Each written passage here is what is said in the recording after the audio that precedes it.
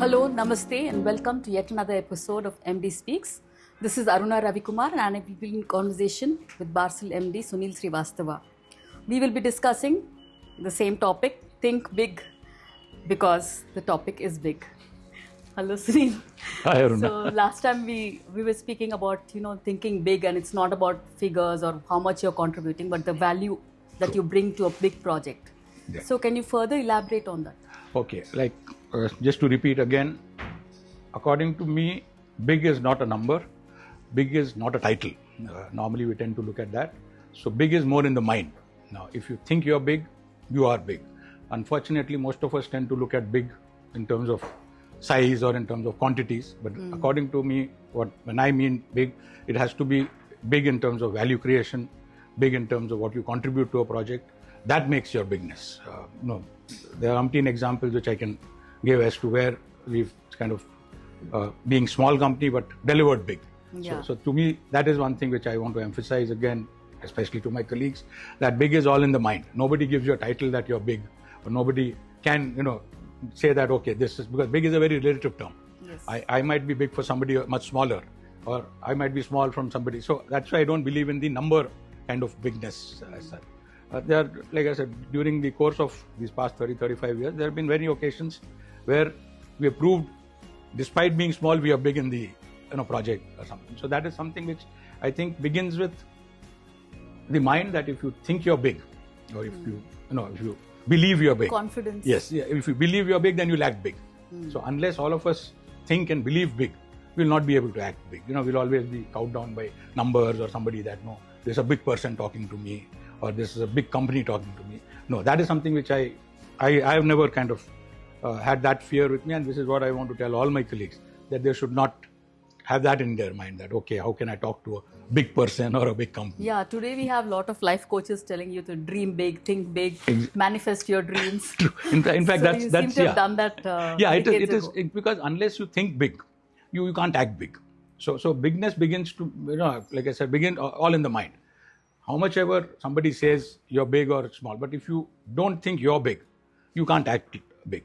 So like I said, during the course of these years, we've noticed that. One particular example comes to my mind, where the project was very big, literally size of something like our 10 years of turnover would have been from one particular project. It was that big. But then we were not cowed down. We said, okay, it's open for bidding. So what do we do? It's too big. Do we get in? And if we want to even be a small player there, first thing we need to do is make our presence felt. It was an international project. So I said, yes, let's plan. How do we make our presence felt? Because nobody will even know. They are so insignificant that nobody will even know about us.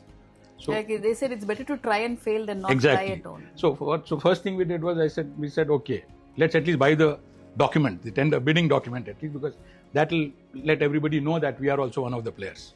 And those days, I'm talking of almost 10, 12 years ago. I think it was around 2013 or so. So those days, I think some 5 or 6 lakh rupees to buy a document was big. But then we said, yes, that's something which we should, take a chance on. And we actually purchased the document. Though there were about 35, 40 international bidders, we turned out to be the only Indian company to even be present there. And because of that, we actually were sought after by almost all the bidders to team up, because they knew that, yes, India has the requisite skill and also can be cost competitive. So the first step is you invested, though the amount exactly. was huge. True. So we never let the size of the project scare us, because we knew, yes, we couldn't deliver it alone. But even if we wanted to partner with somebody, we need to be present. And as we progressed, we realized that, yes, the partners who were bidding were so-called big corporates, but then we were all equals there. And actually, as we progressed during the discussion, during the whole thing, we realized that we actually ended up with a fairly large share of the job. Not only that, the activities or the actions which we took, we ended up actually interacting, or rather leading the interaction more than the others. Oh. So that is something which I say that every time it's your actions which have to be big, not your size. If your actions are big, automatically your colleagues, your stakeholders, partners would treat you big. But if you just say that I can have a tag of saying big and expect to be treated big, no, it will not happen. So that was a particular thing. Unfortunately, yes, the project didn't take off. It was, like I said, we had a Korean, Chinese, Indian collaboration. We were a team of 3 companies from there and a local Omani company. That was a very big job. The project, like I said, it went into It didn't crisis. take off, but there was some learning for you in it. Exactly, because we were actually the winning bid in the project. So that itself was there. It's a different story that we didn't win. But that gave us that confidence that yes, even though there are other bigger players, if we are able to showcase our skill, if we are able to talk at their level, then yes, we are respected, we are valued. So that is something, I would not say learned, but re-emphasized, I would say. So this is an interesting aspect. Sometimes for other reasons also projects don't take off. True. You won the bid, but Exactly. it didn't happen. True. So how were you prepared for this kind of situation? Okay. Where you invest so much and Yes. you have hopes. And there we literally invested almost 1 year of our time because discussions, negotiations went on for a year, and myself, Manoranjan, all of us would travel almost every month to Oman. So we not only invested time, we also invested a lot of money on that.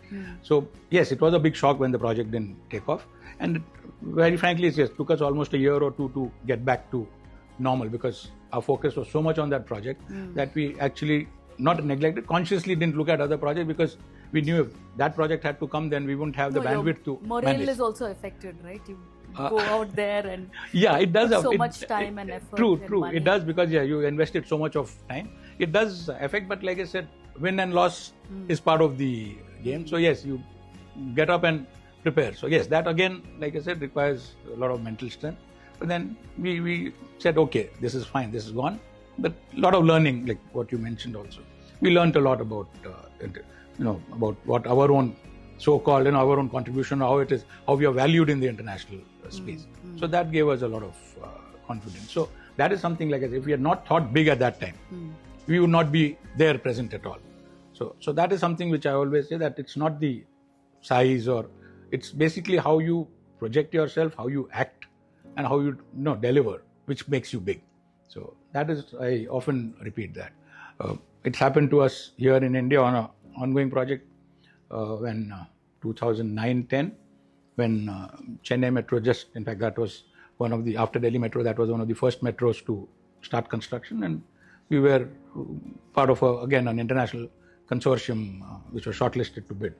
We were a very small company, hardly 10% of the share in the consortium was ours, but we were happy to do that.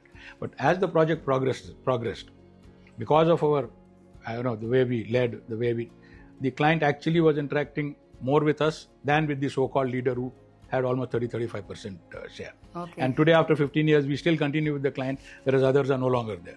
So that is again saying that yes, if you act big, or if you, like I said, act with conviction, and if you believe that yes, irrespective of the size of others, you are equal, then yes, you also have to be persistent, consistent, and at it, not to be like yes, because some temporary failures, you see them as small True. stumbling blocks. Yeah, those will happen because, like I said, you can't be on the winning streak always, or you can't be in a good path always. So yes, those are part of it, but that doesn't. So that's why mentally you have to always feel that bigness, that never let your guard down, or never think that you're small. Size, like I said, is not the criteria to be small. If you're technically strong, if you're competent, then you should behave in a big way. So again, like I said, I repeat that acting big is half the story. So that acting big will not happen if you don't believe big. Now, belief will not happen if you don't dream big. So that's why you have to start dreaming, what you rightly said. The coaches say that you dream big, then automatically everything will happen. And Last time we spoke about the Pamban railway project, Yes. and how BARSYL came to be a part of it. True.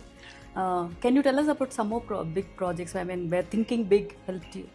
Like I said, Apart from the Chennai itself was a big event, like I said, because that was one of the first metro project, and also size-wise a very large, fee value there.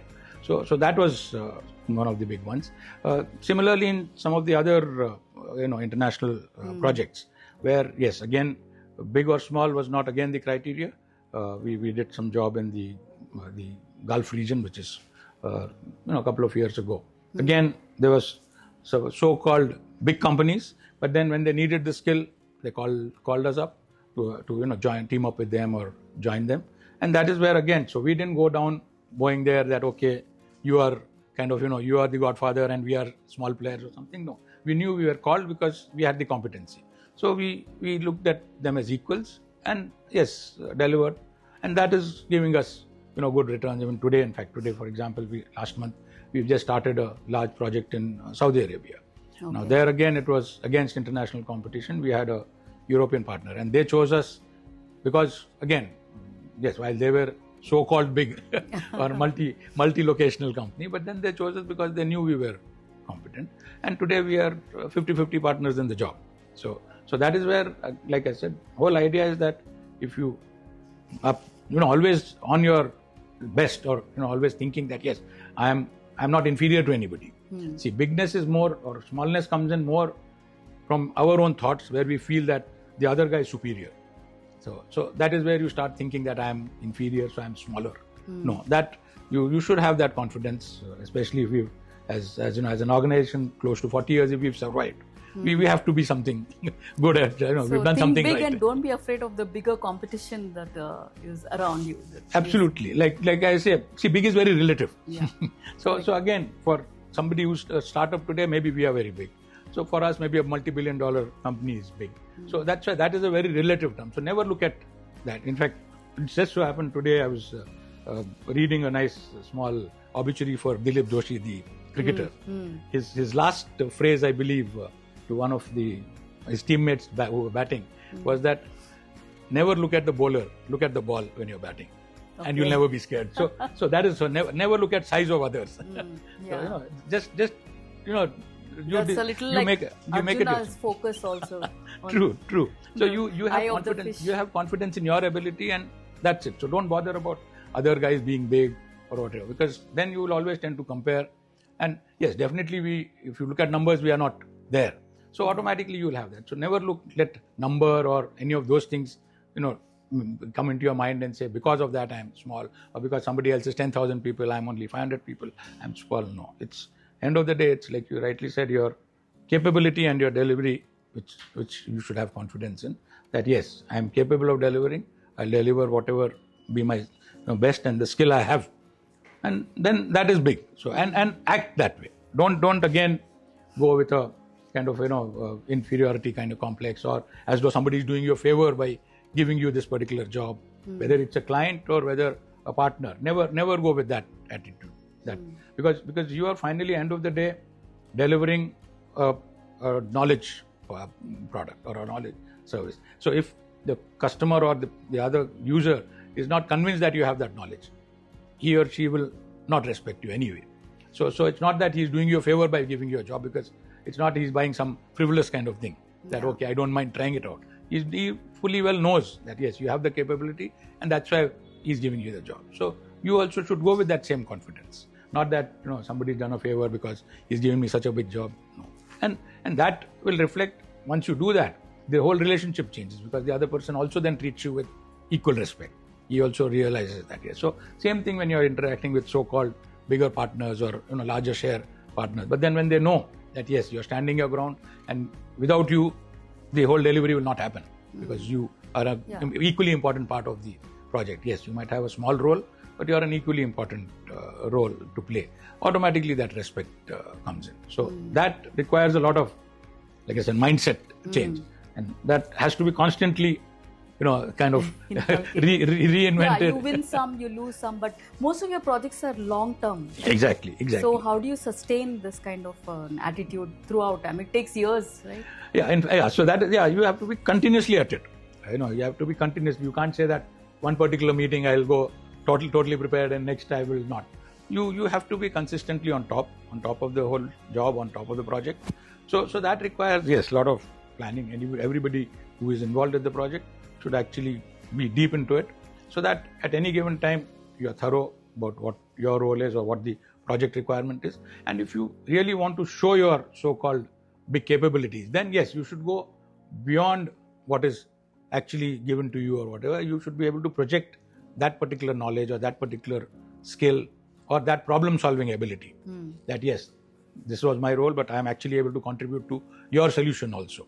And that is where the strength comes in, because then though the other partner or the client might have a bigger role, but then they realize that yes, this particular solution was given by you, and that means you have that extra capability. So forget the defined role, but yes, I can look at you as a big contributor to my my problem solving. So that is where the big part comes in again. Yeah, I know. So what about these international projects? Sometimes things are happening globally, and they impact your work also. Yeah. We have warlike situations. We Yes. have vagaries of True. weather. I think the biggest success or biggest learning was COVID for all of us. Yes. and would you believe it? We actually delivered an international project in Tanzania during COVID times. Oh. So that was we had started the project before COVID, and at the crucial stage, COVID happened. Then, and that time, people are still not used to online meetings, or neither we were geared for that nor the clients were geared for that. We were all caught exactly. But guard. since it was such a critical project, the client was convinced that yes, we have to continue delivering, and we continued to deliver from India. And happily, yes, end of the day, it was a successful project, and we were. So I don't think so anything can be more difficult than having to deliver under COVID. The current war situation and all is fine. Those are temporary. Where human interaction was minimal for Absolutely. some time until Yes. it became True, online. True, exactly. And online also, again, see, a place like Tanzania, they're not as advanced technologically. So it took some time for them to also organize themselves. And again, that comfort factor is not there. So they were still happy that, yes, at least on emails, they were able to get their documents or, see the reports and things like that. There was, in fact, in the initial days, there was hardly any online interaction at all. It was more on emails and things like that. But yes, once they got the confidence, yes, they could do that. And then we also got the confidence that, yes, in fact, more than set of confidence, we were confident because we understood the problem. So we knew that sitting here also we could make the solution for them. We didn't need to be sitting there because initial time which we had spent in understanding the project there, our team had spent the whole initial days. They understood what exactly had to be done. And so there were delays, but it was completed. Yes, we completed. In fact, I don't think so project got delayed actually. The delay was more because there was no work happening for 6 months. We were not allowed to travel. But overall, I don't think so it was, there was much of a delay. Yes, some meetings got delayed or some kind of interactions got delayed. But at the end of the day, we could deliver it within their budget, within their time frame. So that actually also gave us a lot of confidence. And these small skirmishes or the wars which are happening now, I think those are very temporary kind of phenomena because COVID was much larger. These wars are 10 days, 15 days. Yeah. So I think that is much easier to get over now. And post-COVID, we have all got used to now virtual meetings. So in fact, currently, for example, a project which we are doing in Saudi Arabia, it was not a war, but because of the Hajj season, no visas were being issued for our team. But then we started the project on, I think, last month, and we've started delivery. Right now, first travel has happened only this week. But we've started the project sitting here in India. We have every weekly meetings with the client. We're doing that. We have a team sitting in Delhi who's doing that. And so you give your directions from here? Yes, they are able to interact. They have regular weekly meetings and they're able to. And the client is also, initially they were also skeptical. But then once they thought that yes, it's quite easy to do that, not necessarily to have people sitting there in their office kind of thing. They're quite happy with that. Today, fortunately, thanks to technology, we are able to do that. And again, the bigger learning from all this again is that how well prepared you are or how strong you are technically. Because if I'm able to understand or the team is able to understand the problem at the very beginning, then your solutions get ready. But if you are not technically strong, then you will need to go and question, go and see the place, keep on repeating that. So that is the other learning we have, and that is where I'm very happy. What you're saying is you don't have to go there frequently also. Yes, because we understood. So, or one discussion, we are able to understand, grasp the thing. So that is what very happy that yes, the team who's working on that is very comfortable. Yes, they know exactly what is to be done. So the client might feel jittery that we are not meeting them. But our team is very comfortable. They exactly know the timelines. They know how they can deliver and when they need to actually go there or get some information. Otherwise, they are very comfortable with that. So that is something. And again, like I said, this is big delivery, big everything again. So I repeat at the, literally at the cost of repeating, I always say that all of us need to be strong in our mind first. Think, not compare with size. It's like, otherwise a small pup comparing to an elephant, not required. Pup has its own strength. The elephant has its own strength. then yes, the pup will still bark at the elephant. He doesn't get scared. Yes. So that is how it should be. That yes, that if you know your strength, then it doesn't matter what the other size is. So and normally that is where most of us get overawed, or see, even when you meet a so-called big personality, you get overawed, which is normal, because you think that, but then after all, they're humans again. They might have done excellent in their field, but if you know that you've done good in your field, they'll be equally nervous and exactly. In fact, this again, now that you mentioned, I remember Dhoni made that statement again. Somebody asked Dhoni that, how is that, you always end up hitting the winning runs and things like that. Aren't you nervous when 7-10 runs to score and 3 balls? He said, why should I be nervous? The bowler should also be equally nervous. So he said, when I go there, I always think that the bowler is equally nervous. So I'm not the only one who's nervous. There are two nervous guys against each other, and the guy who keeps his nerves wins. So when you know that, it's easy to handle. Exactly. So similarly, that other person who's supposedly a big personality also has to live up to his image when he's meeting you. So he's equally concerned. If it's a formal meet, yes. If it's a casual one, okay. But if you are actually meeting on a forum or something, then they are equally concerned. Nervous that am I doing something wrong, or am I projecting the right? So in fact, you have nothing to lose. You don't have an image to keep up to. So it's much easier for you. So there's no need to get overawed, by somebody like that. This is a very interesting approach, because you're sitting here and you have your staff in some other countries. They should also think big and act big. No, not only that, in fact, colleagues here also is what I want them to think big. Yeah, because sometimes, like you said, physically you may not be able to go to that place, but they have to ensure that the project is complete. Exactly. See, that's what I'm saying. That is where everybody, all of us collectively need to have that confidence that as an institution, we can do it. I'm not alone. There are other people available to me for me to help deliver. And that confidence itself will give them a lot of, that so-called, energy or whatever. Say that, yes, let me go ahead and take that extra step, because I know there is this backup available, the institution or otherwise, like I said, if as an organization, if we are not doing that, then we are failing. If we are not able to live up to that, then yes, there's no point talking that we need to be big or we For BARSYL, I think this has been there right from the beginning, because when you took over also, it was new for you. Yeah. You had to do this learning, you had to call people to train your staff and then take on projects, and then you had no benchmark, you don't know whom you were competing against. True. So it was like a guerrilla battle. See, fortunately, I'm a born optimist. Okay. So that's, I think, pure luck. I'm a born optimist. I never, I have a plan B, but I never look at plan B as my, option as all. For me, it's always been plan A and how to make it happen. Come what may, how to make it happen is my first option. Plan B is never... Be positive. Yes, absolutely, yes. So plan B, like I say, plan B is more for others' comfort rather than personally for me. For me, it's always plan A, and push to make it happen.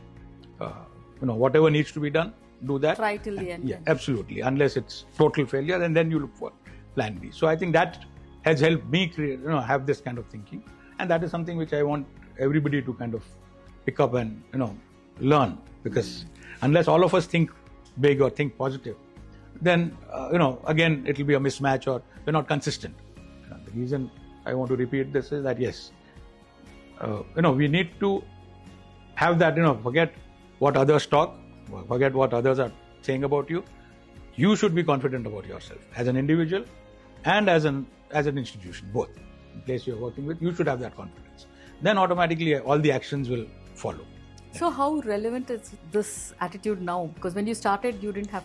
I'm sure now you must be having competition within the country compared to what it was decades ago. See, maybe some other players also. Yeah, if you personally ask me, I don't believe in competition.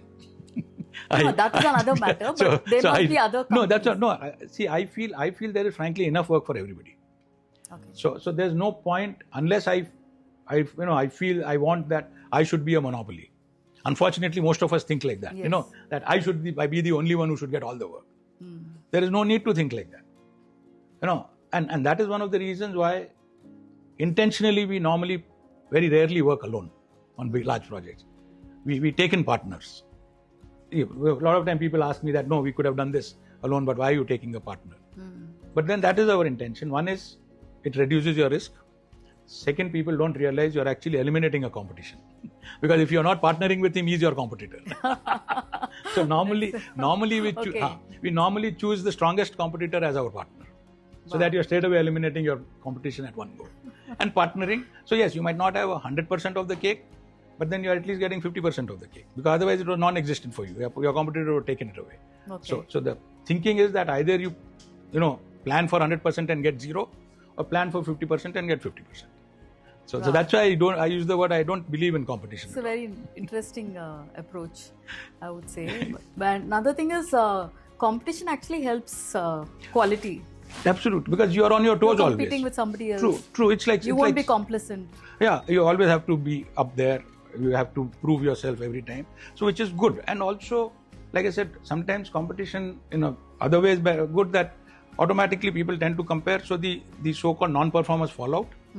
Which is again good for the for us and industry, for the industry as a whole. Exactly. So initially maybe yes, there might be cost cuttings and things like that, which might be a short-term approach.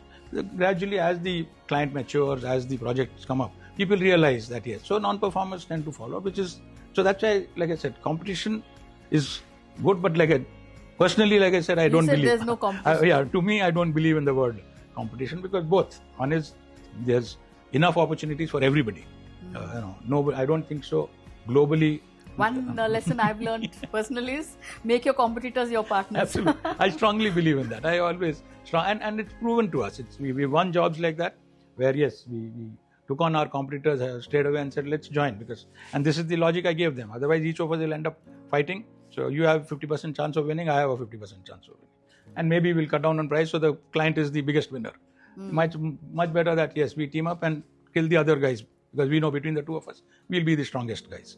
Okay. And we've done that successfily multiple times, not once, multiple times we've done it. So yes, it's a different kind of... So you've had many win-win situations like this throughout.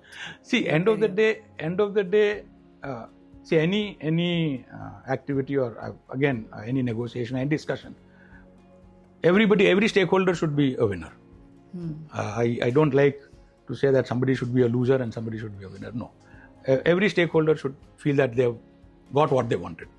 So that means they won in that, whether be it an argument, be it a bit. So that is the best way. And like I said, this is where, yes, you are happy that yes, you were able to get, your other partner is happy that yes, they didn't lose out, they got a small piece. And the end product is good, because two good people are working on that. So that is how I would like to look at it. So apart from this mindset, what other practices did you put into the organization to think big and to achieve big? Okay, I don't think consciously I've put in processes or something. No, I don't.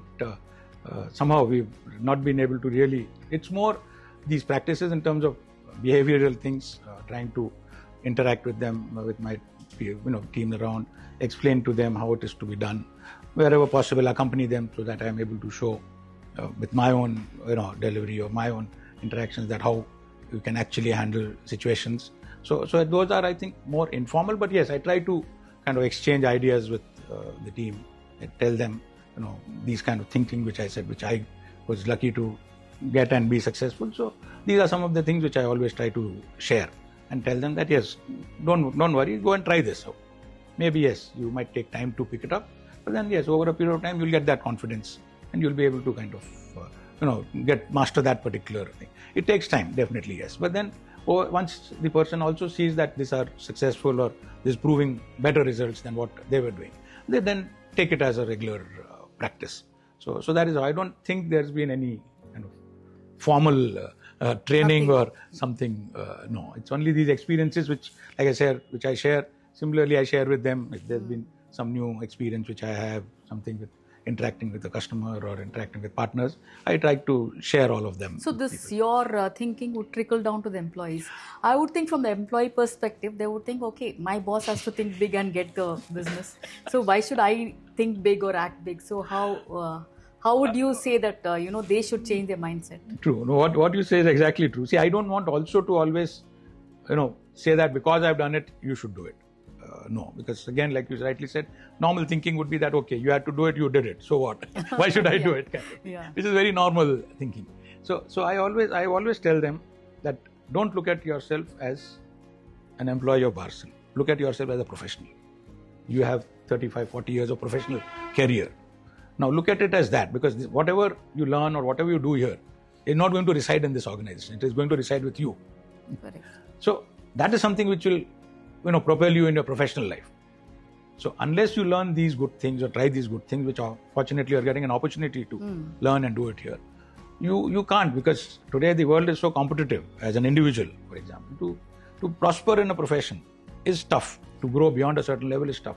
So unless you do something different, something outstanding, you can't. So that is something which I always try to tell people, that don't think that you're doing this because you're working for BARSYL. No. You should do things because as a professional, that is what adding value to you. It is incidental that because you're working here, it brings value to BARSYL. But at the end of the day, you take it back with you. I always tell that, HR can't open your head and take out what I've taught you, kind of thing. I always tell them that no, it's not a that. very valid argument, because the fact that you're doing this we are having this kind of a conversation is also because you want them to grow as individuals. Absolutely. It's not just that the organization takes some decisions and everything falls in place. No, I truly believe that, see, today there's nothing like lifetime employment, frankly. It's foolish to think about it. Somebody's been here 5 years, 7 years, very good. But then what I personally believe, and as an organization we believe, is that when a person joins us at whatever level and a person leaves us, he or she should be a different personality. And not me saying so, the individual should realize that yes, when I came in here to the time I got out, I become different. And that we feel is our contribution. And automatically, once you're able to do that, then yes, you're improving the employees' capability, everything, fine. As long as they've served here, very good. We are happy. They've benefited, and then yes, if we can't hold them back, let them prosper anywhere else. But that is something which the employees or the individuals also have to think, that what they're doing is not for the organization. First is they're doing for themselves. Because they are sitting here, it is translating into the organization. Because if I'm not a good professional, I can't deliver good work for the organization. So because I'm a capable professional, I'm able to deliver to the organization. So that is something which I always try to talk to people, tell them that yes, whatever you're doing, first thing that is for you, not secondary is the organization. That's a very strong message, because you look at your individual growth and company's growth will happen. See, again, if individuals grow, companies will grow. There's no way to stop. So no point thinking, because see, especially in a service kind of people-oriented service, which we do, company is not different from individuals. We don't manufacture, so there's nothing like a machine. So if the people are delivering, if the people are growing, automatically the companies will grow. But if they don't grow, the companies can't grow. So that is why it's important for individuals to be given that freedom to grow, to guide them to grow. Automatically this will happen. That yes, the company, there's no way then it cannot grow. Because if you're doing well, it will translate to better work, better output, the clients will be happy, everything will be happy. So that is something which we are very conscious about. We say that yes, as individuals, if each of them is improving, if they're either qualifying themselves better, adding value year on year or regularly, automatically that will translate to growth for us. So we also, because of that, we also spend a lot of time in providing training inputs wherever required. I was coming to that constant upgradation of your skills and knowledge and developments, because technology is growing so quickly and a lot of changes in every sector. No, that's a must actually. Unless you invest again. So again, the concept is, because somebody actually asked us a couple of times that you are not big enough to spend so much on training. So again, that comes back to big. See, normally you'd think that it's only the mega corporations which have training, or they can spend in training, that kind of thing. They don't realize that finally, big or small, if you have people working and not machines working, then unless you train them, unless you keep on updating them, you'll not succeed. So the size is immaterial. Maybe there you might be having, say, maybe 1,000 hours of training per person or whatever. Maybe here 50 hours would be enough. But then training or upgrading, I would say, not really use the word training. Skill upgrading is definitely a need for every kind of an organization. If it's people oriented, then yes, you need to do that. So normally again, people get confused that I'm too small to spend that kind of money on training. That's a misnomer, I would say, because size has nothing to do with improving capability of the people. Even if you have a 5-member organization, it's good for you to improve capability of the person so that they're able to deliver better. So you need to prioritize where to spend, on what to spend. True. No, that's a very important. Like you said, the document that you bought also was so expensive, but you went ahead and did it because you wanted to be there. Yes, exactly. So here again, we need to look at what are we trying to achieve going forward as an organization, and what are the gaps, or what will enable us to achieve that faster or better, for sure.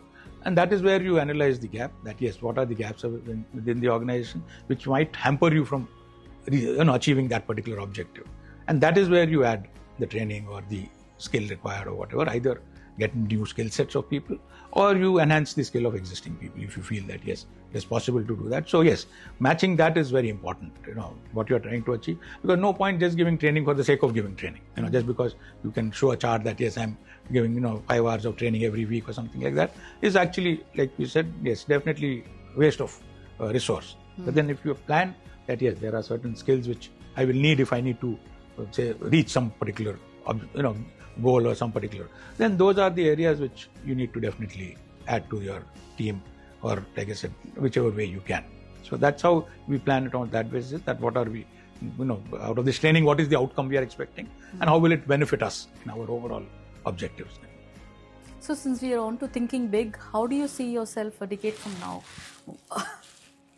Oh my God. BARSYL, the growth tangent, or who are the, in your sector, who are the firms or organizations that you look up to? See, okay, big again, where do we see, as an organization, we have not been a numbers organization. We've never looked at that I should be a 500 crore company or I should be a 1,000 crore company. No, we've never looked at it. Right from our legacy days, we never looked at numbers.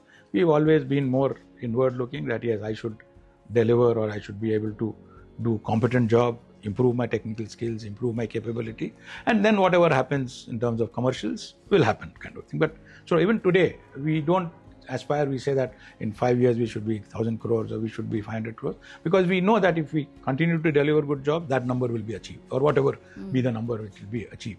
So for us, it's always, as our vision says, that yes, we need to be a consultant of choice. That's our objective, our whole night now, not just today, but any time in the future also. So when anyone wants to have a consultant, exactly, automatically they should think of BARSYL. They should choose us, not that one of them. So once that happens, once we are able to reach that stage where we become a consultant of choice, the money part will automatically happen, because the commercials will grow automatically, because we'll have more number of people approaching you directly. To use your word, no competition there. Will that happen if there's a recall, more number of projects involving BARSYL, or fewer number, but it's a combination. Prestigious it's a combination. Yes, because yes, more number gives you wider visibility, but at the same time, if you want to be considered as a more competent person, you also need to do the difficult ones, or the so-called prestigious, which are more visible, because that one particular project might give you much more visibility than run-of-the-mill 5 particular projects. Sorry. So it's a big mix which we need to, which is we consciously monitor that also, and that's why some of the times we also get a smaller role, but if it's a prestigious project which we feel will put us into a different kind of league in terms of skill, because the skill required in that particular job is something which is not very normal. So then we go more aggressively at that, look for a role there and things like that. So current example is like we've just started a project in Saudi Arabia. Now the way we looked at it, and what is the time frame of this? It's a 1-year project, but then that is the first job given out by what is called the GCC, which is the Gulf Cooperation Council Railway Authority. See, there is this project where all the 7 Gulf nations want to have a unified railway system, so that the trains can travel from one end to the other seamlessly. Okay. But there are 7 different countries. So unifying them means you need to have similar policies, similar standards, everything, because each country will be funding their own railway system. At the same time, you need to have a unified rule. So that is where this particular authority has been formed. And the first thing which we are doing is making the policy for them. So this will be the defining as to how each of those railways should operate. What should be the standards they should follow. Okay. So this is like the mother document for the whole GCC. So that's why. So this is something, again, it's quite challenging, because each country is different. Exactly. All the 7 countries. Absolutely, each is different. Some of them have never seen a railway. See, Kuwait, Bahrain don't have a railway.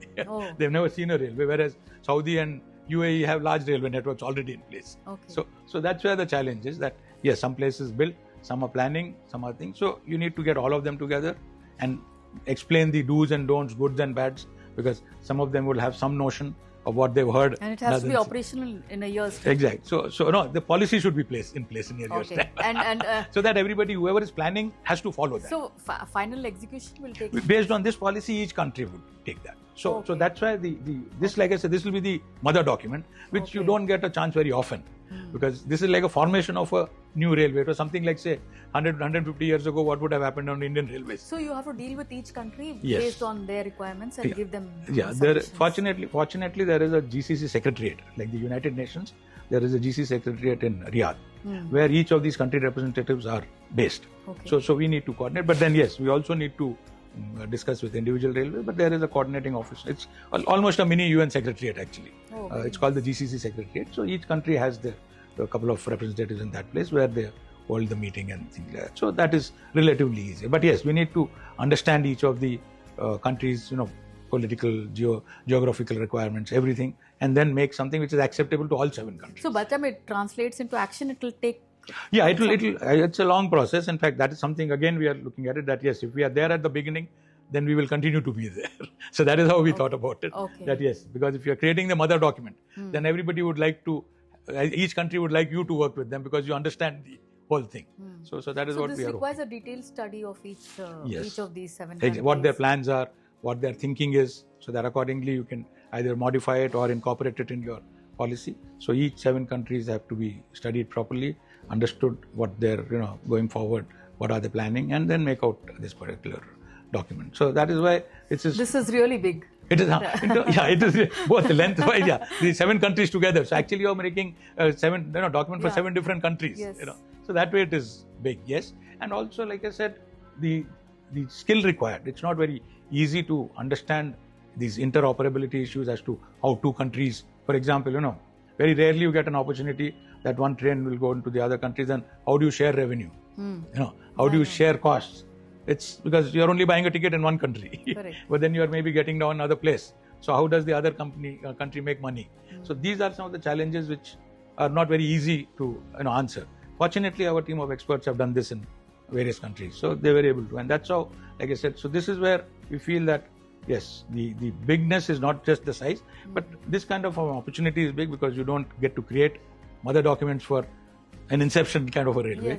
And also the challenge here is that it's different, like I told you, not run of the mill, because once this is over, it will be one of a kind project. It will be a showcase in the entire region, because everybody will refer to that particular document, which will become the Bible for them. So that way it's a very, so what you mentioned that yes, while routine projects we do, but once in a while we look for these kind of projects and go very aggressively in winning them, so that we are also able to showcase our strength, our technical competence, of our capabilities, that how we can do different things, how we can do innovative kind of things, rather than just run-of-the-mill engineering or just design. So your role ends with providing making that document. Yes, making that document, which will be, like I said, so it's up to the different countries to that policy is what they'll have to follow.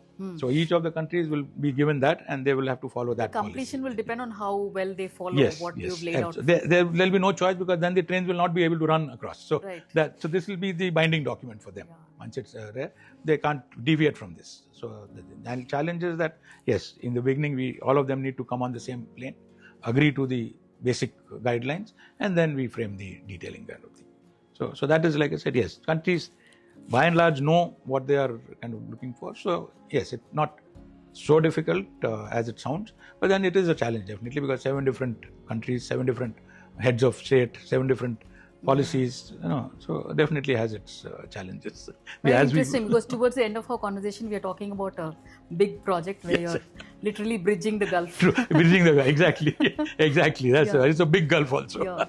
So that is something again. So that's why I say that, we need to look at, so this is a big thing for us.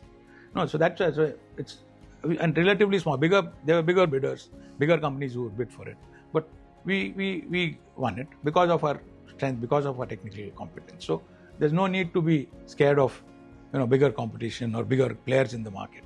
If you are capable, if you are strong, if you go with conviction, you definitely will be there, kind of thing. Very nice. I think that we come to the end of this conversation. I think just one statement, what you mentioned, how do you explain? See, one thing I would strongly like everybody to literally keep it in their heart is that, again, repeat, dream big, think big, believe big, act big, success will get big. Then you can celebrate big. You'll have big success, big celebrations, big successes. But these four are the important thing. You have to start with dreaming big, believing in big. That's I also love the fact that you wanted individuals to think of their growth, not just think let the top brass think big. We'll just work. So no. You wanted individual growth, and you said that will translate into the growth of the company, which is, I think, a perfect message. And if we have any questions now, I think we can take them. Any questions, Suresh? We have 2 questions. Those from Ramakrishnan sir. The first question is how do you deal with failures while thinking big? I'll read the second question as well. Oh, the part of this only or the second question? Okay, I'll answer this particular question. See, failures, like I mentioned earlier also. Discussed, I think. Yeah, because failures are part of big and small, everything. Failures, small failures also can affect your bigger plans, or big failures can sometimes derail. So failures is something which you always need to be prepared for, and you should look at them as more as I would say hurdles rather than total washout. So the moment you start looking at them, that yes, it's something hurdles which you need to kind of cross. Overcome. Your goal is clear. You want to continue to kind of travel. So that's something which you should look for. And failures is something, yes, you might go down for some particular point of time, but you need to get up and do it.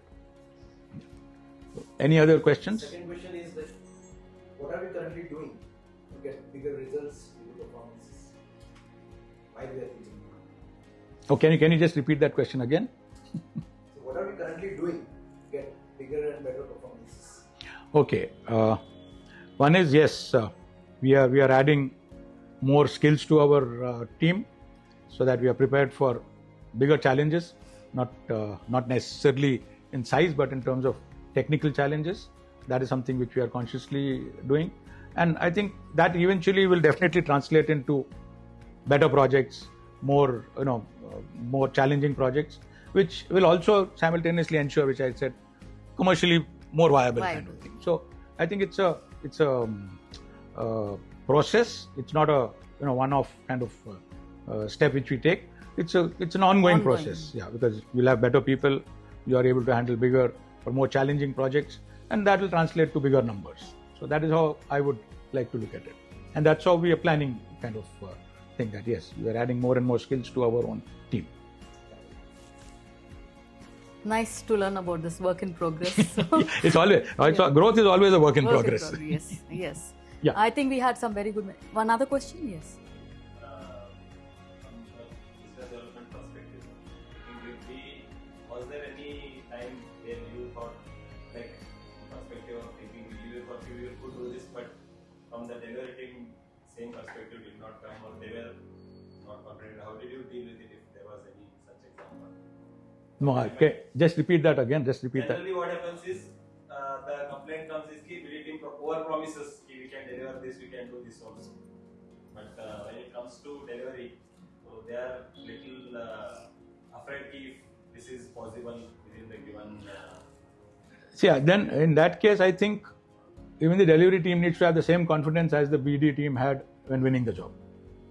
So either we are not able to translate that confidence to the others, because if collectively all of us have that confidence, then I don't think so this question will arise. Because since the business development is the first point of contact, you say that yes, I can do this job without actually having to carry out that job. So, but if you can have the confidence, then the other people have to have that confidence, and which is what either you have to kind of pass it on to them by your understanding of the job, that why you feel confident about it, being able to deliver, and then you actually are able to give that. But otherwise, if you are also being brash and not, kind of being arrogant and saying, yes, I just want to get this job, then we'll look at delivery. No, that will not happen. So you need to be equally convinced that it can be delivered, even if not by the delivery team, you should be able to deliver. That is what. And that is one of the reasons, again I repeat, why do we have engineers in every team? Why do we take only engineers in the BD team? Otherwise, just a arts or commerce graduate is good enough if they are doing business development. But then the engineer in the BD person should also be able to say, forget it, I'll deliver. That is where the confidence will come from.